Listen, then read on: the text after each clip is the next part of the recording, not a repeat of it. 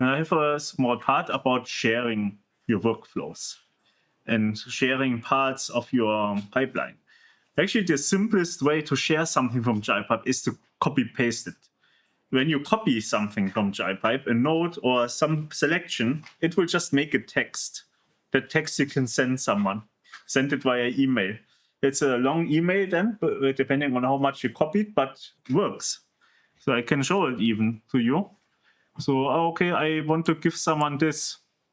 I copy it, and then it's just a formatted text that is very long because it contains all the information that JIPipe needs to restore the full functionality. You can read it. You can even go and edit it. There's no problem because it's just human readable text. Then we have these templates, and we already used one. So you can go take a node, can take a selection of nodes, anything, and you can tell JIPipe, okay, please save me this as template that you can reuse all the time. JIPipe actually has two ways of storing your custom templates. Either it's saved in the project, and the other way is saving it globally. The project template library is basically the idea if you want to give something to a group, like me to you, but this time not for the exercise. This will be harder. The global library is more for you, where you want to reuse some part when you're building your pipelines. Let's make one. I have here my dilate fill erode that I grouped up. You can just use any selection. You can right-click it, and then there is create node template when you right-click it, or there is also here a star when you select it. Then it asks you, should I store it globally? Then it's saved in your JIPipe application, and then this way it would be usable even when you make a new pipeline or you edit an existing pipeline, or it starts inside the project, but usually you want it globally. There you can give it a name, you can give it a description, then fill out like custom things, and give it an icon, and then click OK. And then you see that in the template panel, if you have it open, it will appear now. If I make a new project, just to showcase it, then go to Analysis, Templates, here is still there. I can easily reuse it. In this way, you build over time set of functions that you just can reuse all the time. And these templates, when they are in this view, you can not only import them like I've shown you before, but you can also right-click them and then export them as a JSON file. And then this file you can give to someone else. And then I also want to talk about this feature that is a bit newer, makes the sharing of your whole project to others easier. It's the so-called project overview. It's like a command central for your project, and it will auto-open for people that are not authors. So they get this one as the first view. And it contains a lot of information that you can set up in there. You can give it title, you can add authors, you can acknowledge data that have come from or other tools. Then you should really write a description when you make a project that is shared to others. And then you have already seen here on the right-hand side project-wide parameters. And then in the middle here, this is why I urge everyone to really also have the outputs of the compartments always set up. You can run compartments directly from this project overview as well.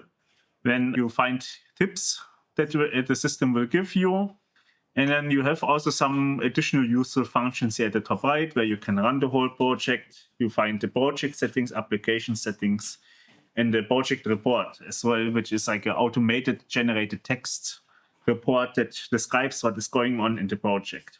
So regarding the project parameters, the idea behind this is if someone else uses it, like a reviewer, someone who is not familiar with your pipeline, they should stay in this command center, in this project overview. If there are parameters, settings that they should make, like, okay, this is the size of the object that they want to look for. This is why the project overview has here on the right-hand side a parameters panel, where you can reference all kinds of parameters in there that people can easily change without going through the pipeline. These global directories can add directories into your pipeline that can be referenced in there. Then there are also a way to reference parameters.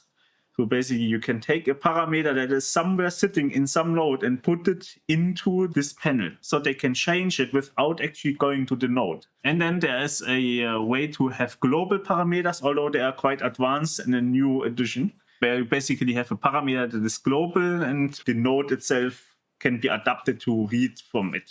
The global directories, go to the project overview, you can add new directories, choose it, and then give it a key, which is important. And then there are different nodes, like this project user directory node that you can tell it to reference the directory that you have set up with the specific key.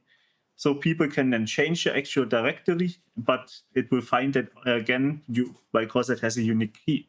And then you can also reference parameters.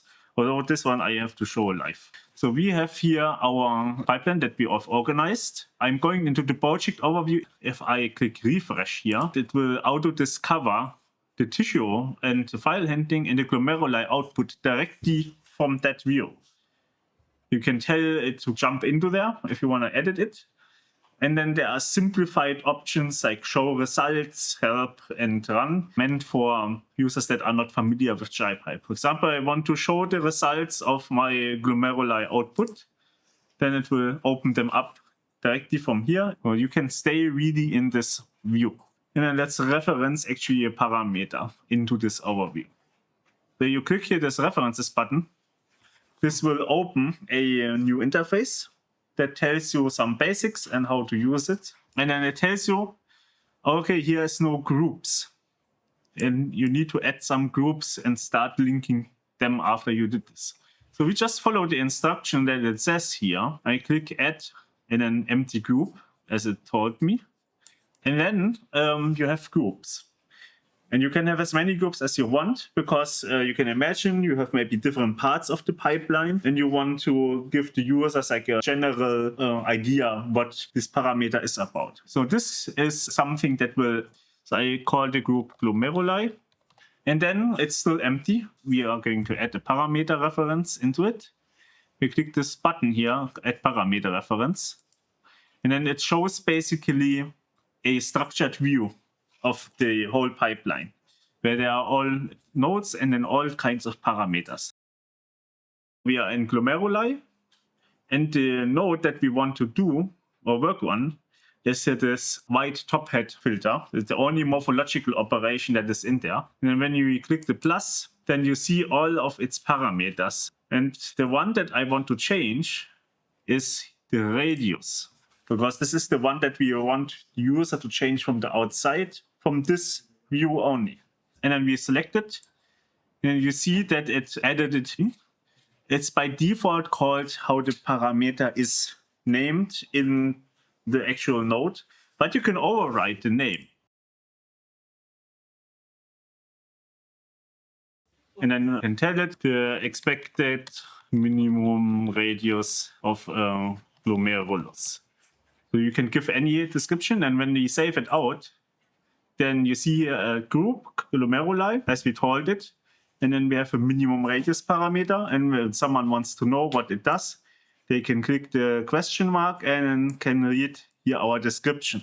And then if you imagine you have larger pipelines, you can add more groups with more settings.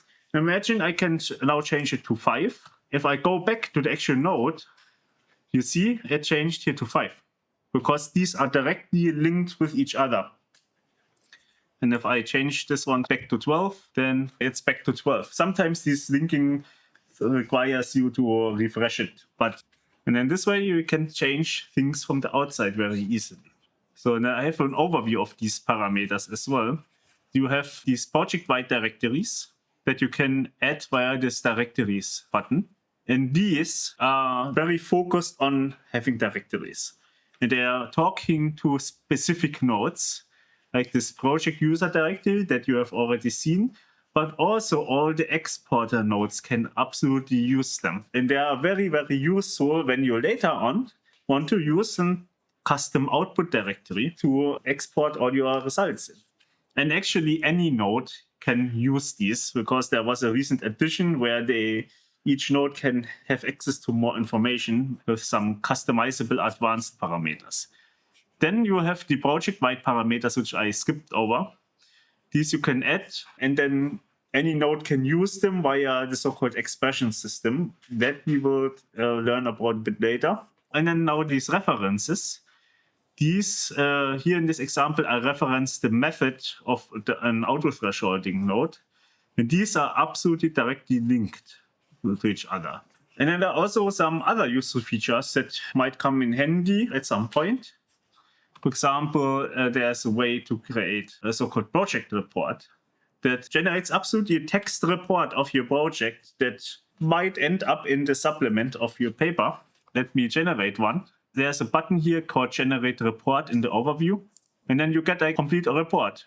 There's like the license, who are the authors, your descriptions, what nodes are in your projects, what do they do, dependencies, which versions are exactly used of which thing, which software is actually used internally that does the thing that you're doing, and then a full text description of the pipeline. Okay, this is a node. It is of this type. You change this parameter to that. For example, it says here that it sets the file names to our input file.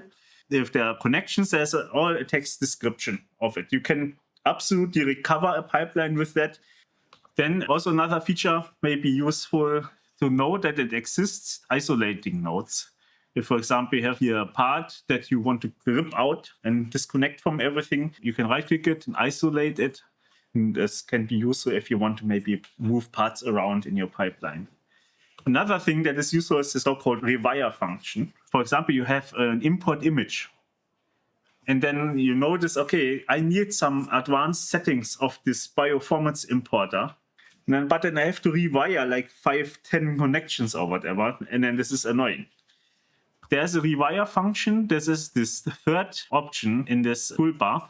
And there you can basically grab, like when you're going to a power plug and you just grab everything and move it to another. I can show it to you actually here. And then I can say, okay, rewire my outputs from the import image into that one.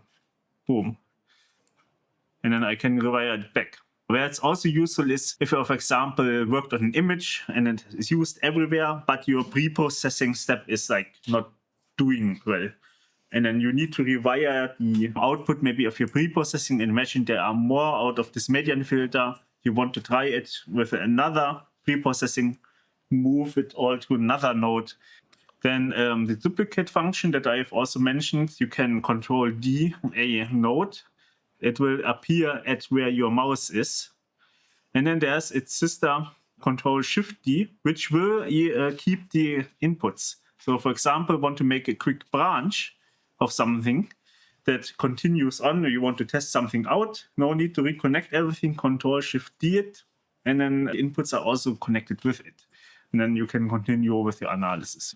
If you really want a node to be there at this place and you don't want to accidentally move those, you can click the button L or right-click lock. Then you can lock the node in place and then will not be moved, it will not be copied. This is sometimes useful for those annotations. Although there is another functionality that alleviates this a bit. For example, I here have my group box and I want it to please stay there and I don't want to accidentally grab it all the time. You can L lock it, then it won't move anymore. Or control L it, then it moves again. This applies to all nodes. Although there is a function here, it's this button here. If I enable that, then JIPipe doesn't see these annotations anymore. And then you can just move stuff around.